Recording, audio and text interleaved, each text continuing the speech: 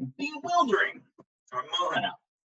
Bewildering, from the root muhu, which means gladdening or confusing, begets madness, agitation, and intoxication. The results are always psychological. They're not physical because they're bewildering someone's mind. The root this root mu, or that becomes mohana, can be also mean perplexed, infatuated, stupefied, confounded, misled, tempted, and seduced.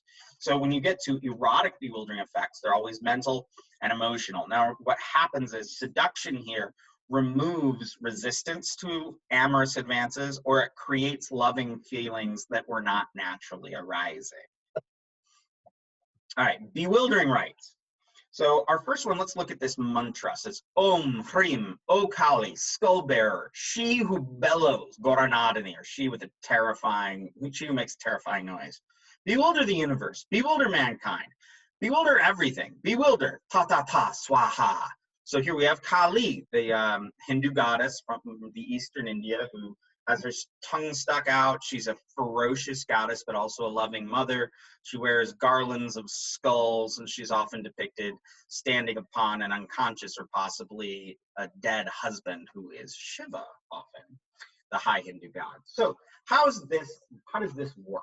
Well, in one particular ritual, we read that when smeared upon the body, the Brahma Dandi, which means like Brahma's staff, root ground with white Abras pectaris juice, bewilders all mankind.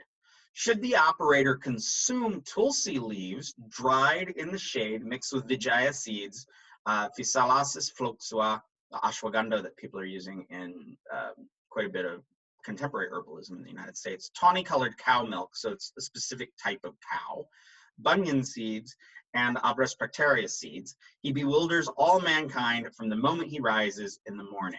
So we have two rituals that are caused to bewilder all folks who look at them.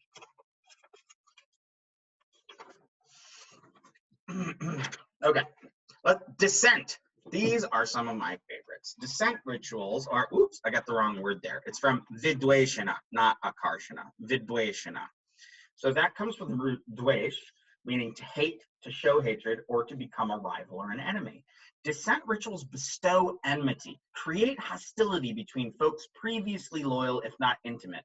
Another useful translation of this is mutiny. So what happens is in the domestic world, you make fathers and sons hate each other. In the legal world, you make your clients hate one another, so a challenging lawyer can pick them apart, or you make the judge hate your opponent, or you can do all sorts of things there. Or you could make the whole jury, if we're thinking in the modern Western world, just hate each other so much they can't get anything done. Political, quite simply, you make your opposing parties and your opposing kingdom mutinous. In the military, there's a lot of rituals for making the whole army dissent and run off. In the courtly world, you would be, when I'm like in a king's court, you would be getting the people around you or your rivals, the kings, to hate one another so that they can't bind in coalition against you. A lot of these use sympathetic magic. So when I say sympathetic magic, once again, I mean, putting stuff up in the natural world on and manipulating that in magic to cause what you do in a small ritual space to affect the greater world. Here, complicated ritual actions manipulate persuasive analogies to transfer the enmity of natural rivals onto intimates. If you were to put a snake and a mongoose in a cage, sparks are going to fly. If you combine snake scales and mongoose fur and direct that manipulation towards intimate people, they will likewise quarrel like a snake and a mongoose. That's what I mean by it. So natural enemies, crows and owls, cats and mice. If you take that natural hatred between those two creatures and put it on to people who love one another, they're not going to get along so well. So let's look at some of these rituals. The first mantra we have is Om, reverence to Narayana. Cause so-and-so to hate so-and-so. Do it, swaha. Narayana is a name for Shiva, the man and it means something like he who rides a man. It's a common epithet for Vishnu. Did I say Shiva? I'm sorry. For Vishnu and for Krishna. So here's one of my favorite rituals in the world. You take the wing of a crow in one hand and the wing of an owl in the other, and having performed mantra consecration, so mantras over those things, the practitioner joins the two wings in front of him and binds them up with black thread. Wings in hand, he makes water offerings. He performs 108 mantra offerings for 7 days, and then his targets will hate one another. Intriguingly, one scholar told me he was walking in Benares down in Asigat one morning, and he found a wing of a crow and a wing of an owl bound together with blue thread, he told me, and when he opened up, there was a mantra on the inside, but it was in Arabic script. I'm not going to get into the sort of Indian Muslim versions of these rituals, but they're equally vast and talk off one another, the Muslim and Hindu sort of ritual traditions of magic. So there's also sort of what I like to call, so that first ritual with a persuasive analogy, or may those people become like these two things, like these analogous things. I'm going to talk about another version of it, which is a little less often, but is found, what I call sort of toxic radiance. So in this, what you're trying to do is create what we call a fetish or a hidden thing that will radiate a quality out amongst all who are around it. So we read this one, combining the feces of a cat and a mouse and mix them with the dust of an enemy's foot.